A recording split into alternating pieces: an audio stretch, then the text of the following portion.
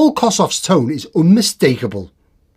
Imagine being able to capture that sound with nothing but a tagboard and a few components. Well, today I'm going to show you a step-by-step guide on how to build one of my Kossoff Drive pedals. Let's add this legendary tone to your DIY skill set. This is possibly the most requested video that I've had so far. It's also the one that I'm most excited about filming because it is, of course, my favourite guitarist, Paul Kossoff.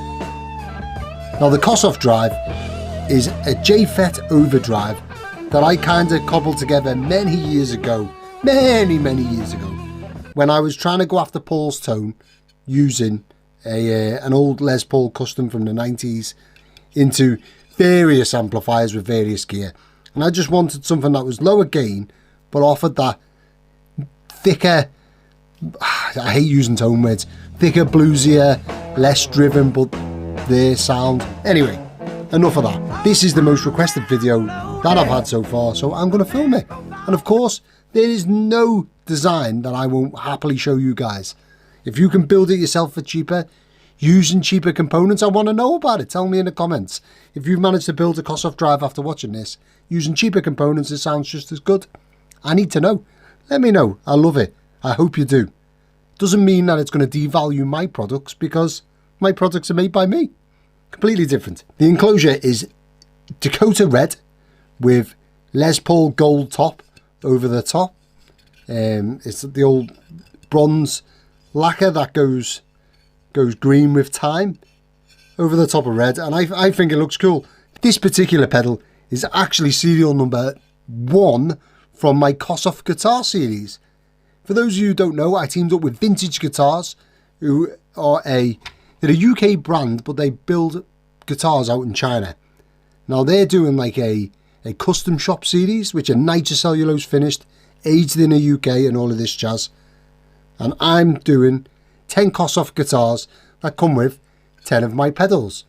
Now this one's actually going to be serial number 1, and it's going to a buddy of mine, Warren, who got in there first. I knew he would, and I figured if I'm going to, you know, build a Kossoff Drive for camera, I might as well build this one, number 1, and use this as the video version. It will come with a Kossoff guitar, numbered and all of that. So, anyone interested in a Kossoff guitars, by the way, there are 3 of them left. 3 of them. Once they're gone, they're gone. These are the components we're going to be using. Now, I've pulled out all the stops. We've got massive, and I do mean massive, tropical fish caps. We've got some old silver Mika caps. You know, some of the old favourites, mustard cap. We'll go through them bit by bit. Now, plan on building this pedal. Please watch this video all the way through and build it step by step with me. We'll build it together. It'll be fun. Now, onto the tagboard. First up on our list of components is a 1 meg resistor. I'm going with this old carbon comp resistor and a 47 PF cap. It's an audio grade capacitor, whatever that means. Now, usually when I'm putting 2 components together, I'll splice them together off board and then slot them in. But I don't actually do that with the Kossoff Drive. What I like to do is, for no particular reason, probably other than I've been building this pedal for the longest time, and this is how I've always done it.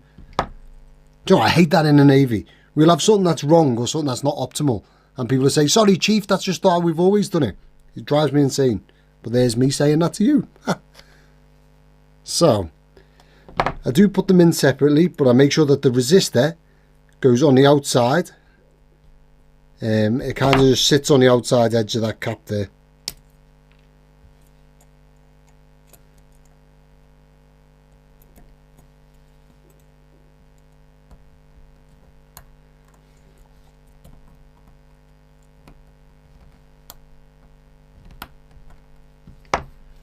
Like so. Now, when we solder this, we're only going to solder this end here because there's another component going in this side. So if I just wet the tip and give it a solder. As I say, you can go out and buy the world's most expensive components, vintage, Mojo, whatever, and build this pedal and have yourself an exact replica of a Kossoff Drive. Or you could go and buy the cheapest components ever, build yourself a Kossoff Drive and see what it sounds like, see if it sounds just as good. I would imagine that it will sound every bit as good. But then again, I'm a bit biased, aren't I? Next on the list is a 1K resistor. I'm using this old Philips resistor. The legs on this is particularly thick, so it's a bit of an awkward one to use, but I've had good luck with these in the past. As I'm sure Warren, the guy who's purchased this guitar and this guitar and pedal combo, will no doubt know, because he owns several of my Kossoff Drives, including one that went to the Far East with me on my last deployment. He knows exactly which one I'm talking about, because I sold it after it was on my board for a while. It's probably the best sounding one, dare I say, that I've ever built. Certainly one that I liked enough to keep. Now, this component here is going into the same pin as our 47PF and our 1 meg, which is actually a ground connection. It comes through to the second tag along on the bottom side.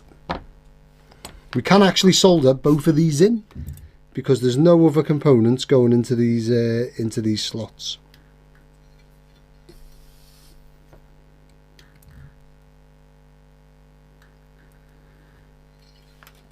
There we are. Next two components are going to be a 1NF cap and a 200PF cap. Now I'm just going to test these, because I don't actually remember testing these two when I put them in the pile to use for this pedal. Although I'm sure I did. Better to be safe than sorry, eh? So this is saying that it's a 1026PF cap, which is 1.026 NF, perfect. And then hopefully this is a 200PF cap. There we go. 209PF, that's close enough for government work, as I always say. Again, that little test there, it will be available as an Amazon affiliates link, should anyone want it. Doesn't really do it doesn't really do leakage and stuff, or sorry, ESR and leakage on small value capacitors, but for everything else, pretty good if you ask me. So I'm just going to bend these over. First of all, we're going to take our 200PF capacitor first, and that's going to go in to the second tag along on the top row and a third tag along on the bottom row.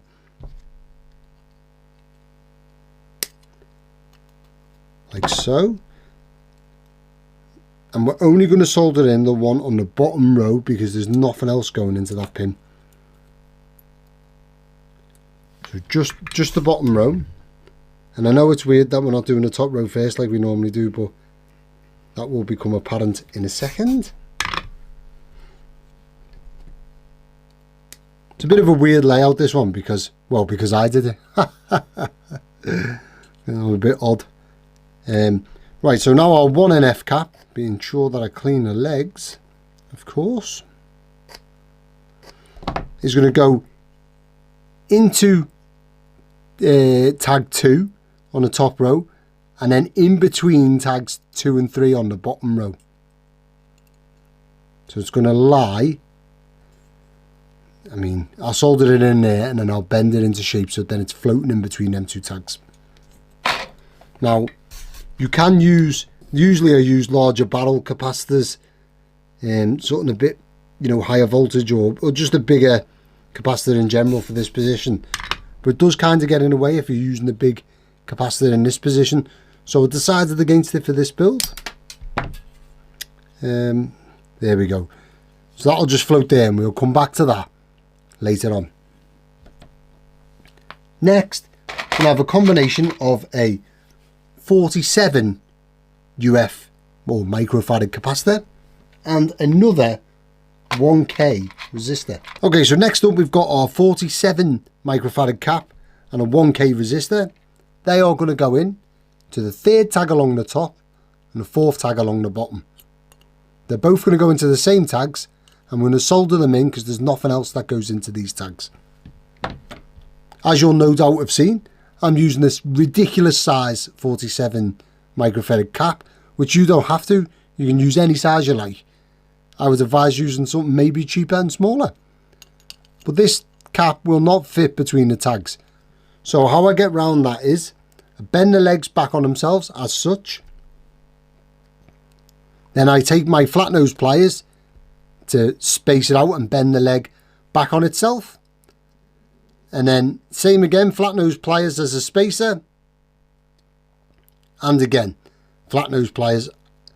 Well, you could use the flat nose pliers again as a spacer, but I'm not going to, because the enclosure I'm using isn't that deep, so I'm not going to do that. So flat nose pliers to space from the body. And then again, flat nose pliers to space inboard. If you see that. And then bend it back on itself, ready to fit in a tag. Now, this is where the fun bit comes in. Because I'm fitting this resistor into the same holes, and it's going to be a bit of a pain, I'm going to put the resistor in first, just to be sure. So, the way I do that is I slide the resistor into one of the pins, I keep saying that, one of the tags, put the resistor body right the way to the end, and then if I snip right next to that tag, that gives me enough space to slide the resistor in and move it to the middle. I'm not going to solder it in, of course, because I need to add in my 47 microfarad cap. Now, one thing to note is, if you're using a polar cap, like this one is polar, the positive side needs to point towards you. So the positive side goes on the lower tag, so tag 4. And same thing again, just push one leg in, push it right the way to the back. Now this time, you're not going to have that much leg left on after you cut, because obviously this component is bigger and you're right the way up against the tag itself. So if I cut that, and then I can slide that in, this bit's a little bit more fiddly. 6.5 hours later. Especially when you bend the leg by mistake. Well done, Joe. There we are. It was there. 2,000 years later. Just going to solder one side in, and then I can straighten out the resistor and the resistor and the capacitor to exactly where I want them to be positioned, so then they look neat. So there's that there. Now you can have this cap going at an angle across the body like that, because it's going from tag 3 to tag 4. But what I like to do is just twist it so it's pointing straight. I don't know why, I just prefer it that way. Doesn't make any effect to the tone whatsoever. But if you're going to clone one of my pedals, you might as well clone it properly. Solder this backside in.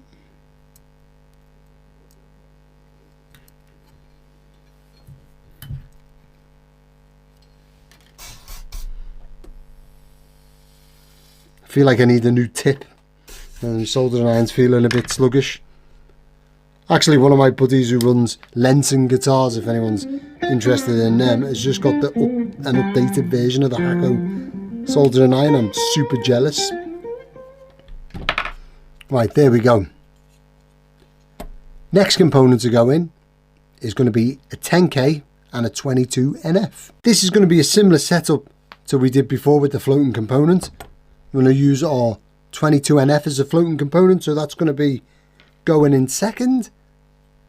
Now our 10K goes in to the next tag along, which is tag 4, and on the bottom row it goes into tag 5.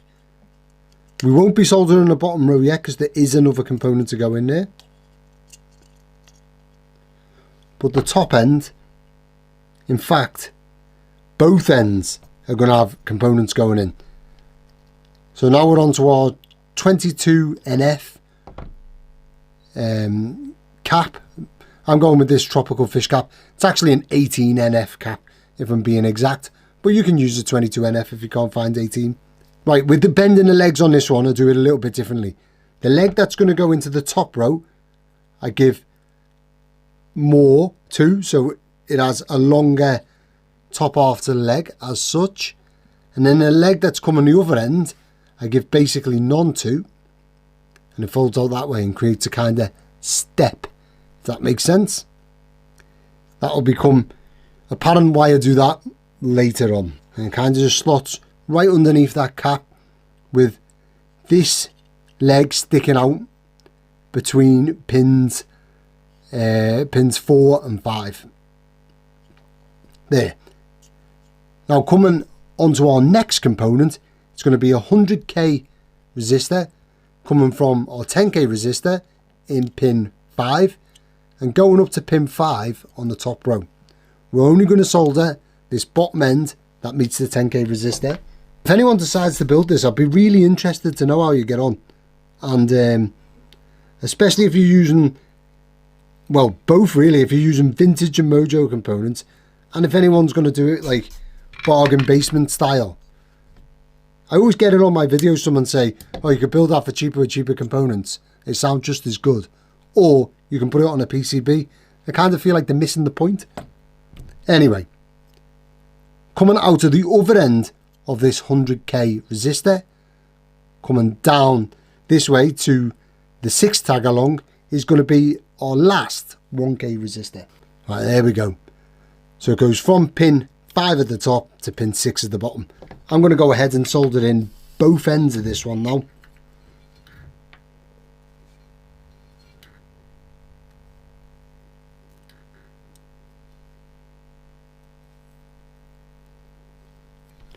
Yeah, my mate who was talking about before, who got the Hakko soldering iron, he's just finished up a Rangemaster that he built along with one of the videos that I did. And his looks absolutely amazing. It's like blowing mine away. Looks like it's come out of an amplifier, to be fair. Next up, we've got another floating component along with a 1 microfarad, 1 UF capacitor. Now this one actually come from my buddy John, runs Hubcap John Pedals and Fame. Well, he did the tobacco tin fuzz kit that we built not all that long ago. How much fun was that? Loads. But he sent me through a load of vintage components with the tobacco tin fuzz kit, which you no doubt seen me open if you watch my videos. I think I opened it during the video. These things are massive. I mean, look at the size of this against the Tagboard. Huge. So to do this, I'm going to have to do the trick where we bend it in on ourselves again. And as ever, I'm going to use my flat nose snips. Again, if you want a set of these, you can get them in the description below. It is an Amazon affiliates link, which means that I do get a kickback, but there's no extra cost to yourself. There's our 1 UF cap bent into shape and ready to go in.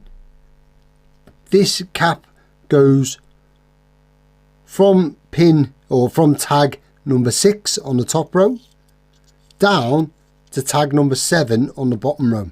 The next part is the bit that is floating. So we take our component leg and just slot it through tag 6. Yeah, tag 6. And then give that a solder. So you've got the 1 UF coming out of it and 1 floating leg, if you like. So no components on the end of it this time. Moving on, we're going to go to a 15k resistor going between tag 7 at the top and tag 8 at the bottom. I've got these vintage, you'll be glad to know, carbon comp resistors, so I'm going to use this. These are actually the last 2 I've got of this size of these. So I'm happy to use them in this pedal.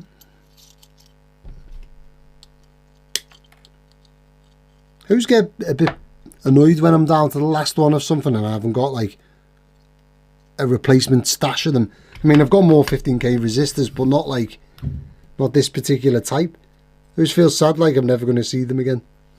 If you're as much of a Paul Kossoff nut as I am, then you may be interested in this. It's a Paul Kossoff replica guitar by Vintage Guitars Pro Shop. I've teamed up with them to create 10 pedals and 10 guitars that come together as an awesome kit. As it stands, there's only 3 of these sets left, so get in while you can. I'll leave a link in the description for those of you who are as mental about costs as I am. If you don't want to stump up £1,200, it's a lot of money, £1,200 for a guitar and a pedal. why not have a look at this book? My wife bought me this. It's the free heavy load book in hardback. She bought me this as a birthday present years ago. There's an Amazon affiliates link in the description below if you want to get your own heavy load book. Cheers. Right, next up, from tag 8 at the bottom, which we haven't soldered yet, by the way, right the way up to tag 8 at the top, is going to be a 2.2 NF cap. So I'm going to use this mustard cap. I will test it because I don't remember testing it. If it doesn't cut the mustard, then I won't use it. Hey, see what I did there? Dad jokes all round. So what we got? There you go. 2214 PF, which is of course 2.214 NF, which is fine by me. With positioning the body of the cap at the top here, I'm keeping it out the way of this cap at the bottom. I can go ahead and solder both of these in now. And so before we move away from this end of the board, there is one more 15k resistor to go in right at the end here. And this is the exact last one of these that I've got. Sad times. Going to do my little, what I call the old Ibanez method of folding a resistor over so it stands up on end. And then I'm going to slot it into these two center holes here. One there and one there, the very last two. I'm going to put the body of the resistor facing outboard most, just to keep it out the way of everything else. Main sticking point if you're going to go for anything like this is you need a non-polar 1 microfarad cap. They get a bit expensive. Not massively expensive, but certainly more expensive than most other caps. Now we're on to the JFETs. So for these, I use J113s. You could use J201s. You could use two M5457s. You could use MPF104s, is that what they're called? Anyway, use any JFET if you like. However, they all sound differently. I like the J113s. That's what I would advise. And the best thing is you can still get them. So, what we're going to do is, I'm going to take our J113, have the flat face facing towards your circuit. We're going to bend this leg out slightly, and then the other leg is going to go 90 degrees and then a bit further. So it's kind of like that. Okay, then we're going to take that JFET and we're going to place it, or we're going to place the two legs facing downwards into the first two holes on our tag board. Now, the main thing to remember here is that the flat part of the JFET is facing forwards. Of course, if you're using different JFETs, then you're going to need to check the polarity, or the pin out, should I say. If you're using a J113, it's the same pin out, so you don't need to worry. And then we're just going to solder in the two legs on the bottom. Well, what I like to do is solder one leg in place so it's not going anywhere. And then I can kind of move everything else out the way, make sure it's straight, and then solder the second leg in.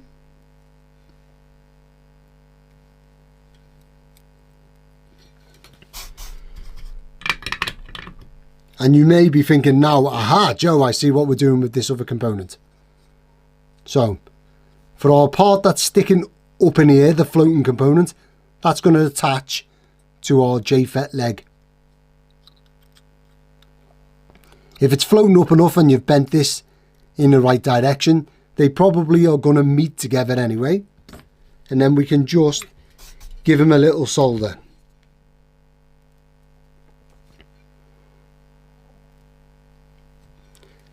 I would advise that that's the bit, if they're not touching each other with like a good solid touch, you're probably going to have trouble soldering them. And if you put too much heat into a JFET without a heatsink, it's not going to survive. Of course, heatsinks are far too professional, so I don't use them. But yeah, I would advise, again, same as pots and all of that, make sure you get enough heat on there, but don't go over the top.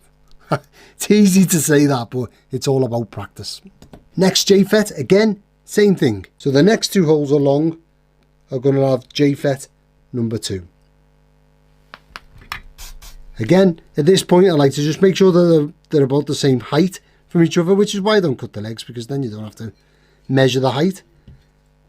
Then solder one leg in, like so.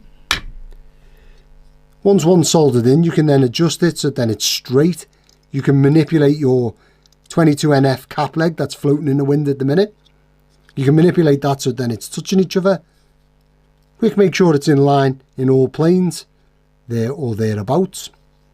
And then you can solder both the centre leg and the 22NF cap. Our last FET is going to go in the next 2 pins along. Our floating leg with no component on is going to attach in the same fashion. There we have all 3 of our J113s attached to the tagboard. Last thing to do with the tagboard now is to attach all of the link wires in place for the grounds. And to do that, I'm going to use my trusty unshielded wire. Again, there's an affiliate link for this in the description below should you want to get your own. First wire goes in between tag 1 and tag 3 on the upper row. Now I cut the length of wire that I want, and I'm also going to cut another one that is exactly the same length, because what we're going to do is we're going to go from pin 1 to 3 and then 3 to 6. Okay, and well, it doesn't really matter. You can make them different lengths or you can make them different curves. It doesn't really matter, but for me, I want them to be about the same. But as I say, circuit wise, it really won't matter. I mean, you could just use wire to connect these together. You could even not put these in at all and then run separate wires from your earth connection inside your pedal to each of these positions. I don't know why you would do that, because it seems like a lot of effort for not all that much. You know, apart from congesting your pedal, you're not going to get much else out of it. Now this one goes into the same tag, which is tag 3, and then goes along to tag 6. And we're only going to solder this end, tag 3. If I haven't just knocked it out the tag, well done, Joe.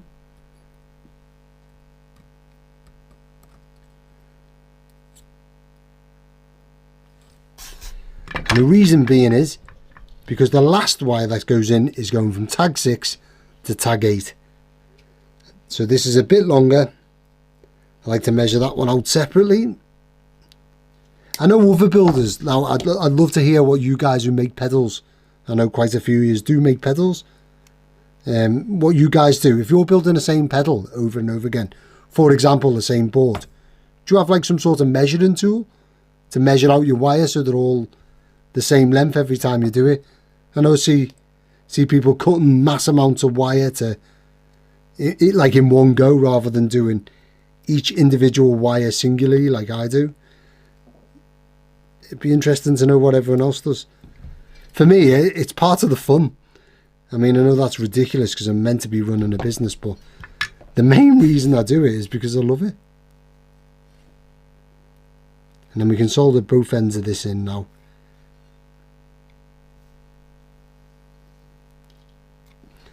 And then because I messed up tag 3, I'm going to go ahead and just add a bit more solder in there. Can't do it any harm, can it? Now, that is, or just make sure none of these earth connections are touching anything on the board. That is our board fully wired up. The power supply board, I use Vero board or strip board, whatever you want to call it. Now, I orientate the strip board differently from how you will find that on every layout.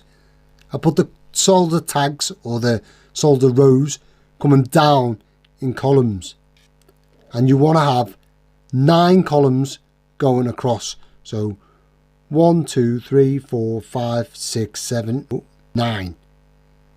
So the width needs to be 9 holes along with the columns coming straight down.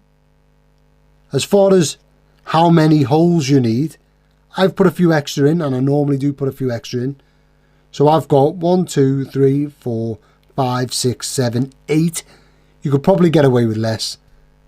But what I do is I have 4 holes at the top. 1, 2, 3, 4.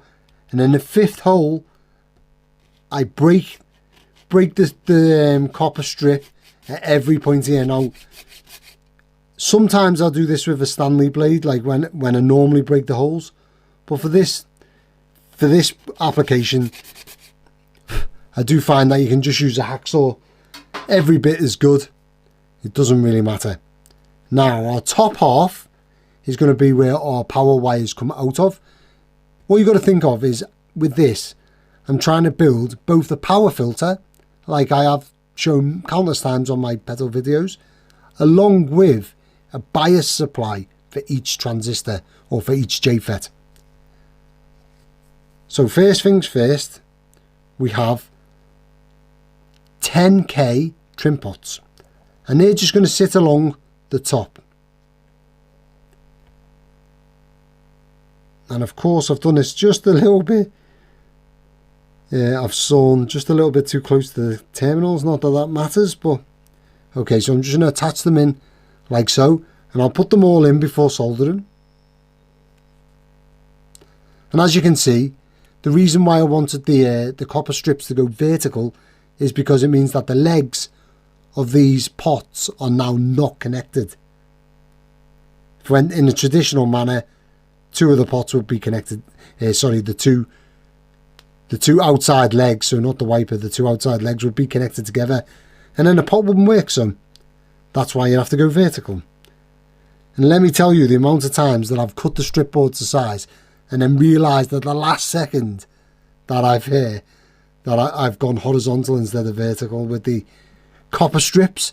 Do it all the bloody time, can't help myself. I think because building is like a little bit of a break for me from like the world. I kind of go into me zone and zone everything out, and then unfortunately zone out my brain at the same time. So there we go. There's our trim pots on there. Just while I'm in this position, I usually go ahead and just solder them all in. Now, before moving on from this bit, the next bit's essential. And I say that because it's the bit that I always forget to do. And I come to bias my FETs, nothing works, and I'm all confused, and it's because of this. So take a solid strip of wire. I mean, you could use a component leg if you've got one long enough, but a solid strip of wire, and lie it across the wiper of each pot at the back. So the legs here, these back legs, so you have 2 legs at the front, this 1 leg that's at the back, you lie your unsheathed cable wire across them, and what we're going to do is solder it to the back of all of these pots so they're all joined together.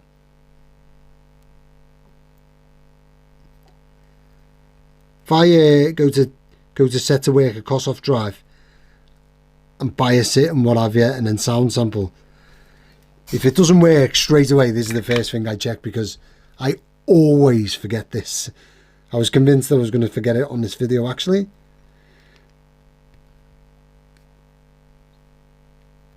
If you just snip away our excess, that means now that the power coming in is going to go to the back of these trim pots, and then the trim pot can direct it out with how much resistance in line with it we require. Now, next up is going to be our caps, our filter caps. Now for this one, I'm going to go with a 100 NF or 0.1 microfarad aero cap. It's a rather large one, if I do say so. Now these ones here actually have a line on it to tell you which one's the outside foil, so I'm going to point that towards earth, which is the right hand side for me.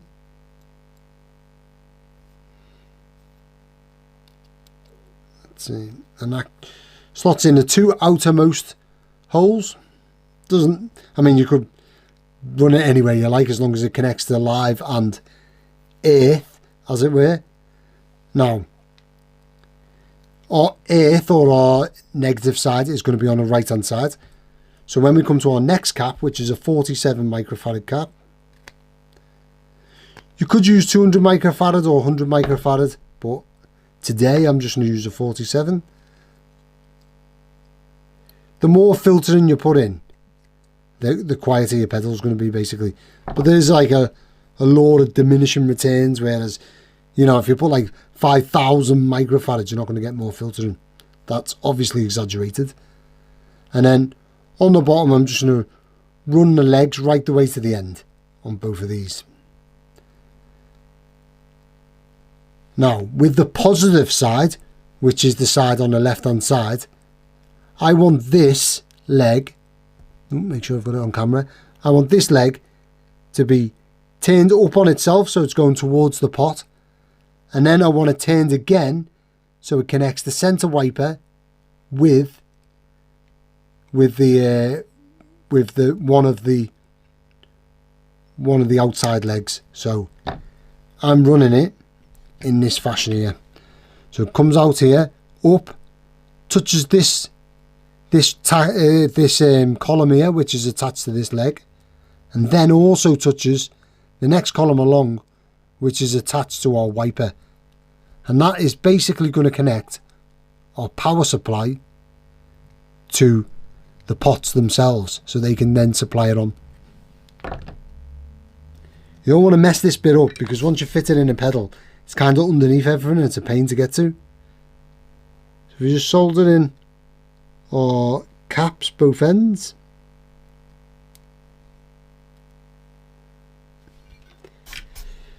Right.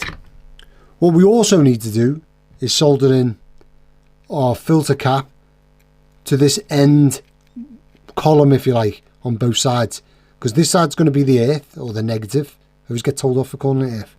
And this side's going to attach to the live. And basically what these caps are doing, as I've said before, this cap is filtering out higher frequencies of noise, and this one's filtering out larger frequencies of noise. If interested, I'll do a video on it. I'm pretty sure I explained this on my recent Access Fuzz video.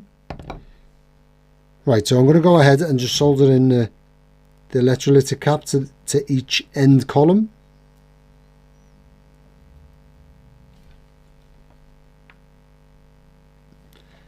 Good. Now, lastly, let's get rid of these floating legs because they're annoying me. Should really save them. Lastly, I'm going to solder in this part here to both this column and this column.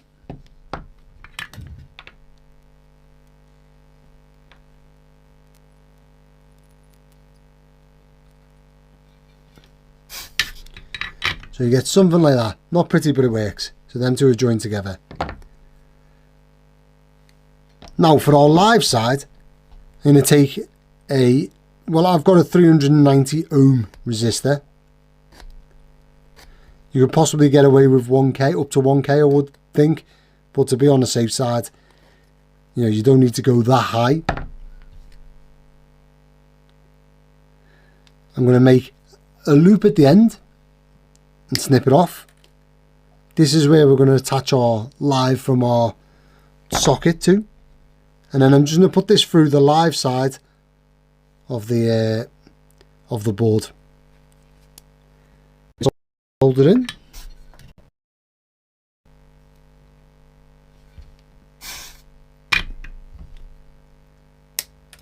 And then next, I'm going to take some wire. Doesn't have to be a massive length of wire, and you could possibly put two or three wires into the earth side if you want. I'm just going to take one, strip the end, twist it, and then tin it. And that's going to go in just the same as this resistor's gone in the live side. This is going to go into the negative side. And that is going to attach to the earth inside our pedal, or the negative inside our pedal, as people keep reminding me. There we have it. Oh no, tell a lie. We haven't got it. Next, we've got to put in the wires that are going to come from these pots and go to our transistors or our JFETs. Depending on your enclosure size, depends on how much wire you need to cut for this. I would err on the side of caution, cut it longer than you need. That is way longer than I'm going to need. Again, it's all about enclosure size. I know some people like to make the pedals as small as they possibly can, try and fit them on a postage stamp that no one can stand on. Great, if that's your bag, then crack on. However, for me, kind of this size enclosure is like my limit of small. I don't really like going much smaller than that, if I'm honest.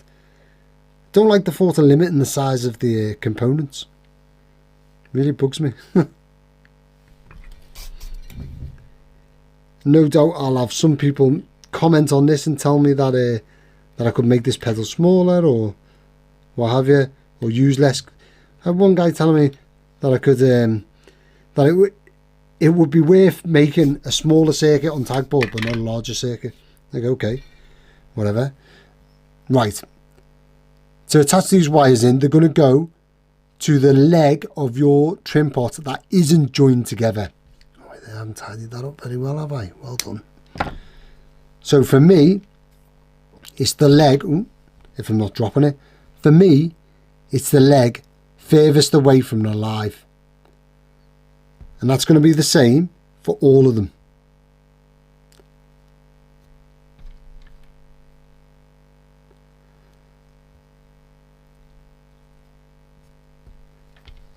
Now I'm going to go ahead and solder all of them straight in.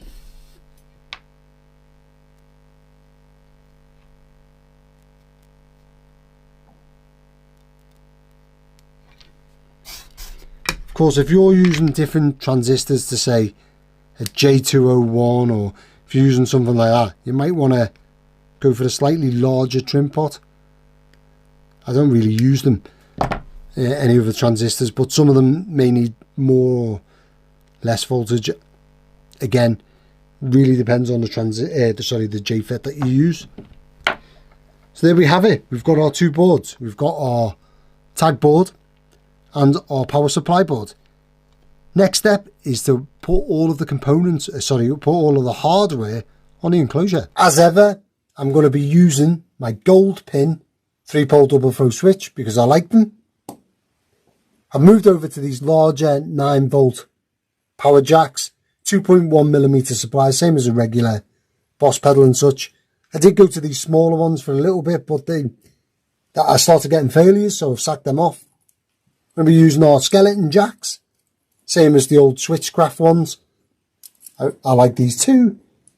And then our pots, you're going to need 100k, a 500k, 500k B, so 500k linear, 100k log audio, and then also either a 25 or a 22k audio.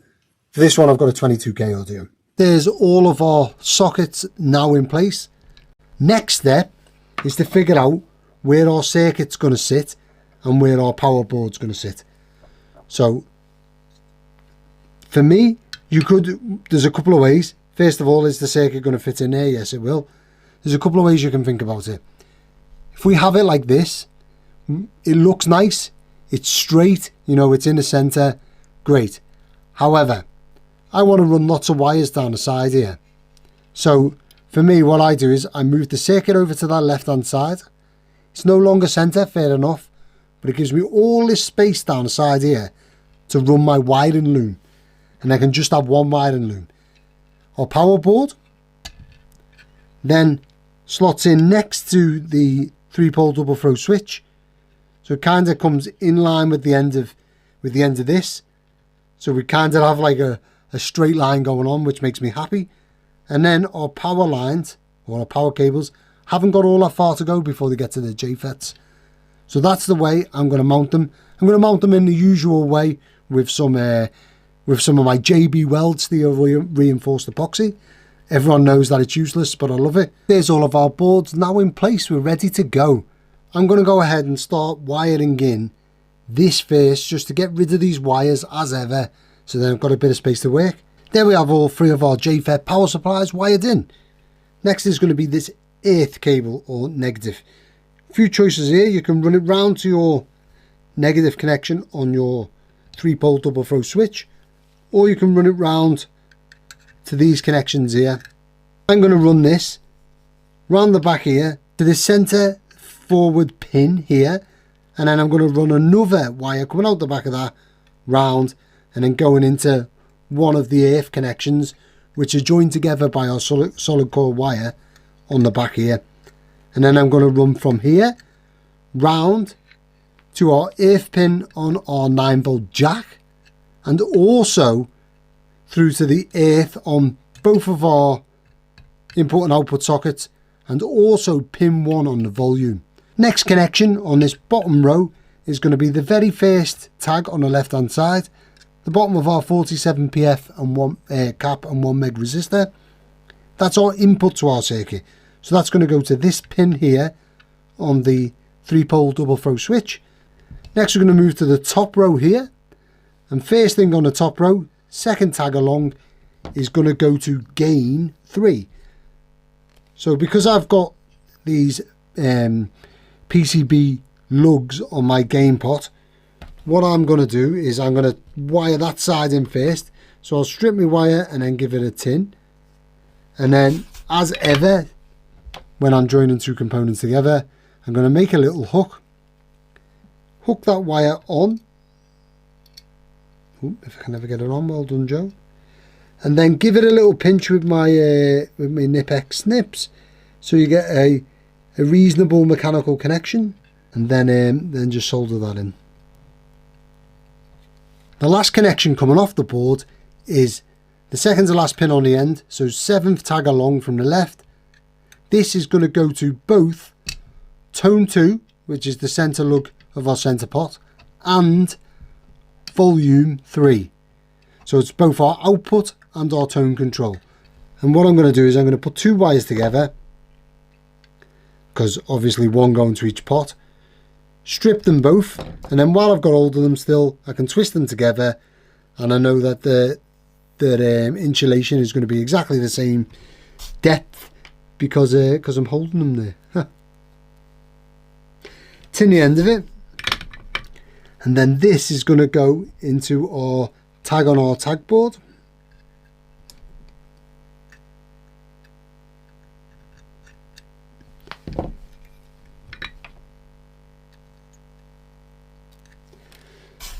Solder that in and tidy up the excess. Now our long wire that's coming off it can go round and go to lug 3 of our pot. That's the volume pot, which is 100k audio, if you remember. I always tin these wires because they're stranded before putting them in, but if I was using solid core, I definitely wouldn't bother. The Navy, when I went through my electrical craft training, which was like next to no training whatsoever, it's like a week long, but when I went through that, they teach us to tin a solid core wire. It's like, what's the point? Just takes longer then. But because this is not solid core, I definitely do tin it.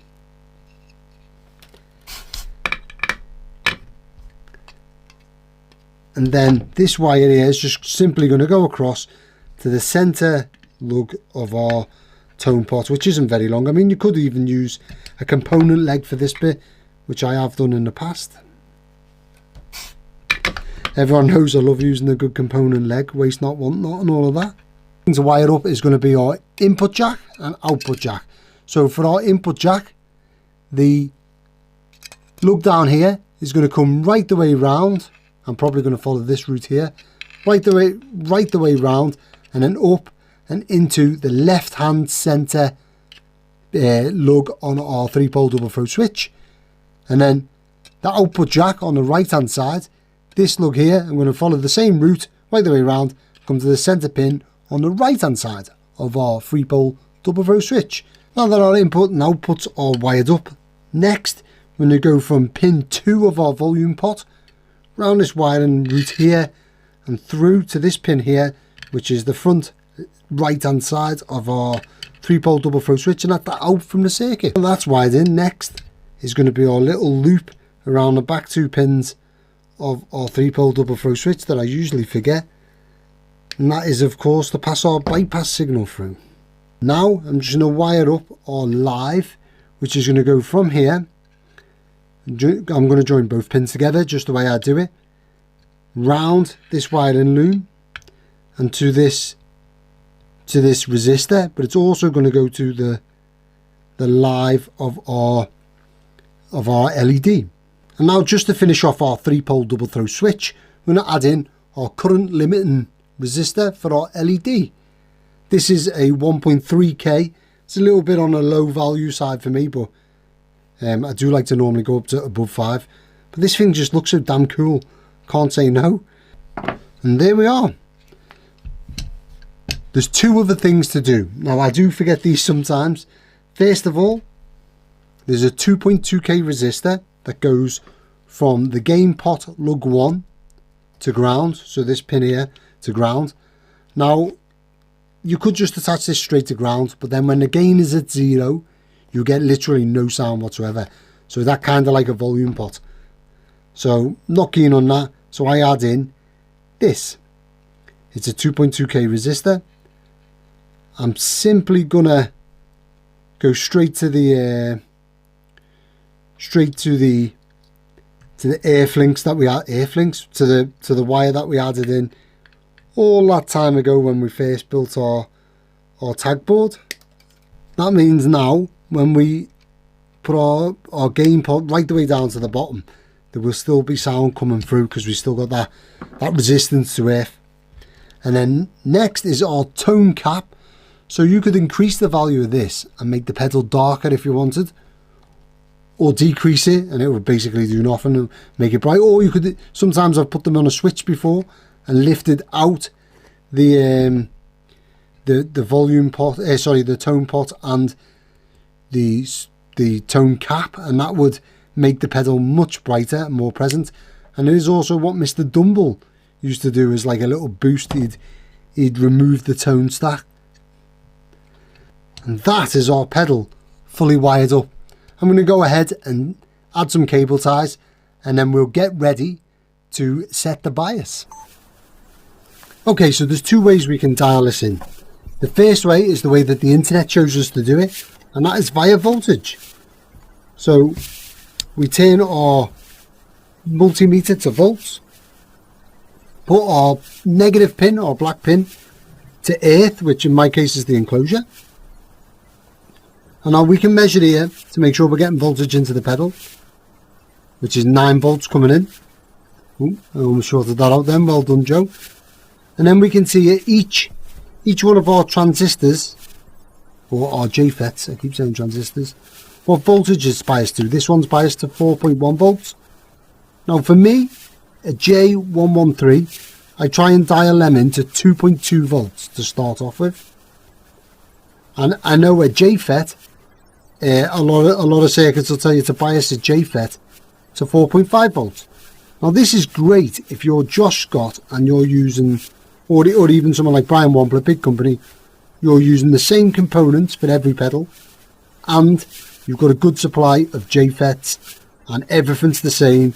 You can say categorically that you should bias something to a certain voltage. For me, because I'm not doing that, and each of mine are individual, even though I've biased this technically, and it probably will work. In fact, we'll give it a test in a second. It probably will work. I don't think it'll be optimal. So to actually bias it, what I do is I turn it up to full on everything, tone, gain, whatever. Now I'm going to press play and we'll see what sort of sounds we get through it. Let me just get my headphones on. Apologies for all the wires everywhere. So I'll press play on my TC wiretap, and that's the bypass signal. If I turn the pedal on, that's the sound that we're getting. It's not bad, muffled.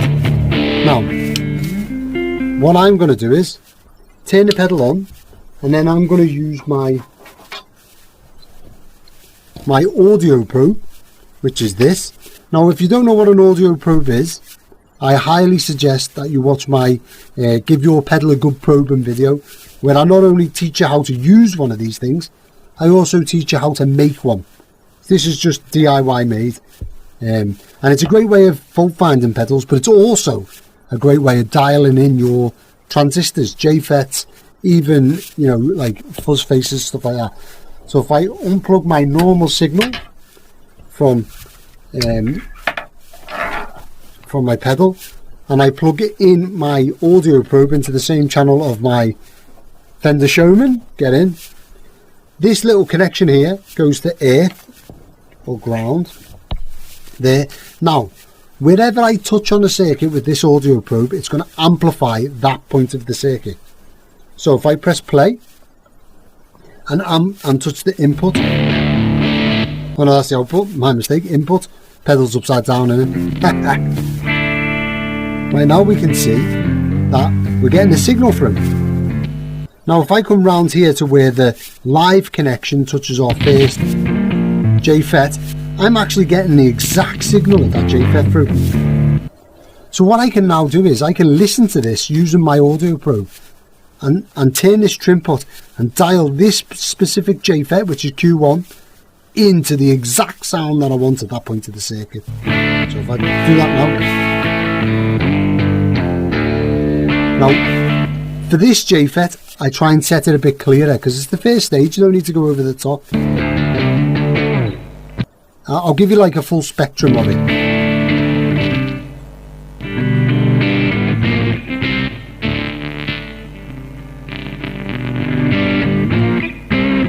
And you can kind of hear when the sound comes into perfect. So for me, I try and have this set where you would think it should be setting in a little bit less. That'll help add to clarity. Now Q2. And now of course Q1 is feeding into Q2 through the circuit, so it's affecting it.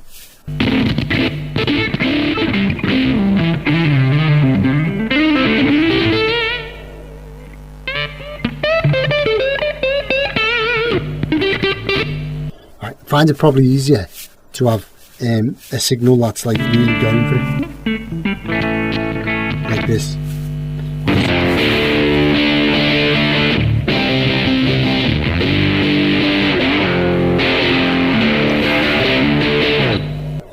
Right, happy with that. Now we're going to move on to Q3.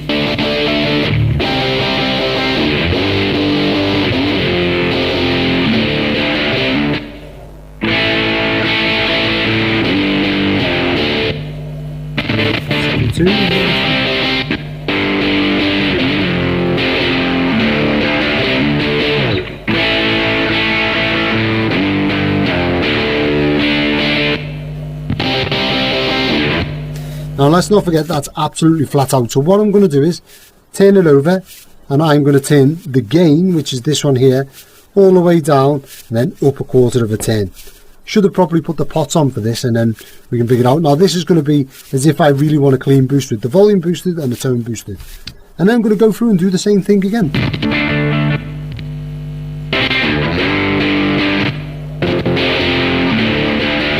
Now that's still quite gainy. That's more gainy. That's a lot more gain than I would like.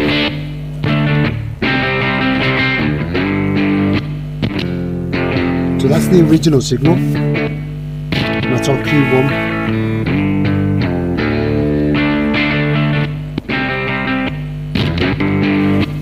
Right, and then Q2.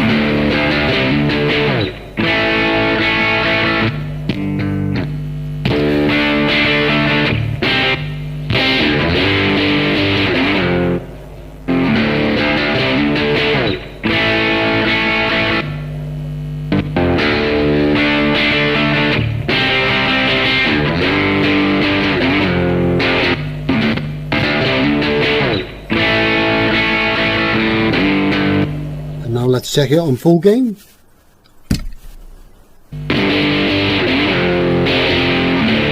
Okay, and that now it's a balancing act between, you know, how you're going to set it. Now if I turn the volume down a bit and the gain down a bit, let's just see where we are. Basically I like to set the pedal to 2 o'clock all over and then dial it in there, because we all know As Mick from That Pedal Show says, 2 o'clock is the best setting. Here we go. So this is kind of my chops.